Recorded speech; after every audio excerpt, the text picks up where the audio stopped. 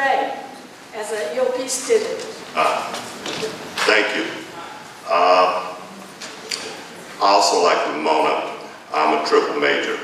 I started out in chemistry. High school, I got straight in organic. I made moonshine.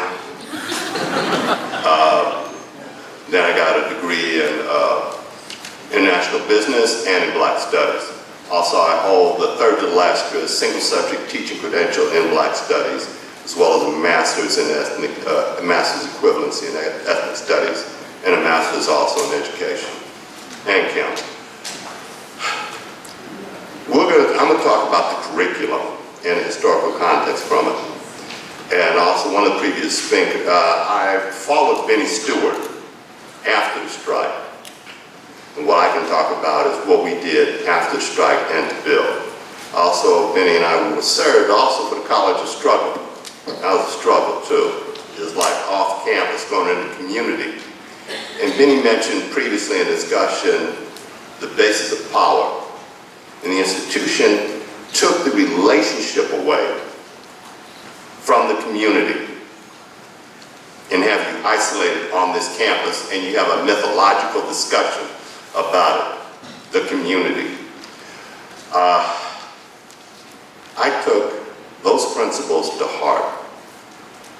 I've been engaged in community research throughout the world. If you're an internationalist or domestic, I've been working over 30 years plus in Bayview Hunters Point, and I've been overseas in Africa, in Nigeria, in Ghana, as well as in Southeast Asia and Vietnam, and we came up with a methodology for cleaning up Agent Orange, using zero valence iron, using nature to help clean up what man destroyed. When we were so successful in following Miriam and Jimmy's getting double majors, the university during my time period said that we can't have you being professional students. Life is not one-dimensional, it's multi-dimensional, so you need many different directions to come up with a solution on it. And that the BSU, Ron Bentley, who's unfortunately not with us any longer, and myself and the Central Committee wrote the first Master's of Arts degree in '71 and submitted it to the faculty and worked with them. Somehow it never materialized. That's a whole nother discussion we don't have time for. Later when I came back as adjunct associate dean, I set up the first outline for a PhD program in ethnic studies. Your current master's program I did along with Wade Noble's, the statistical analysis and argument set up for your current Master's of Arts degree in ethnic studies. Am I happy with the current conditions and situation in ethnic studies or Africana studies? No. They left the community out of it. As George Wu was talking about in our meetings, our basic thing is, why are you here? To go get a job in corporate America and to sell your people out? To forget all the sacrifice that people made? Not us, your grandparents, your parents before them, those who died on. Reason why my family is here today in California, they were hanging all the black males in Louisiana when the hurricane came through. They were sharecroppers. That's why we're in California before the war. You're going to turn your back on them and what they sacrificed because you're out here getting a degree? I have news for you. You're going to run into a nightmare. Racism is well in America. Just because you have a degree don't mean you're insulated. It gives you additional tools to fight with for justice. Not for you to turn your back on it.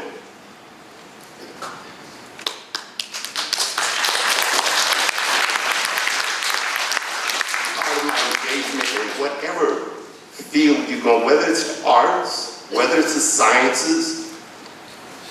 I'm sorry, my time's up here. Whether it's the, well, she got me on the clock. My lectures at Berkeley used to run for 3 hours in environmental chemistry and engineering. Whatever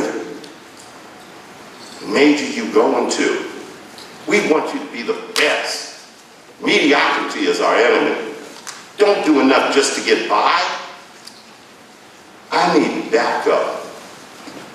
I don't want somebody cutting on me that just got by through medical school.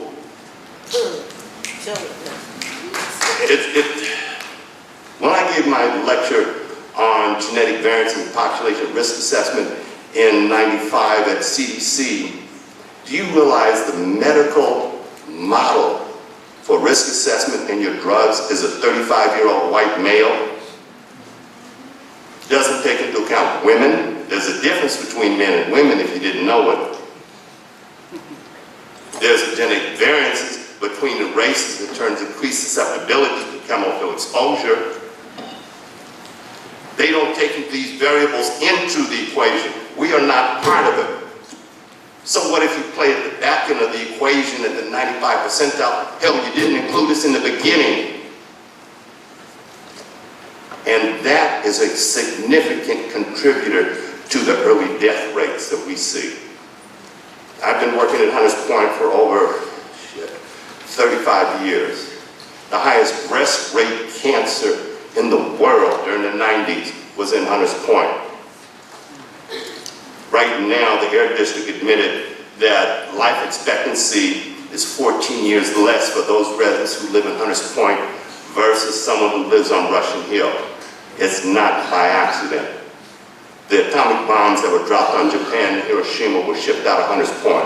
I served on the Navy's Remediation Advisory Board. I chaired the EPA committee for 5 years for the grant, and I also served 12 years on the Navy. I need backup.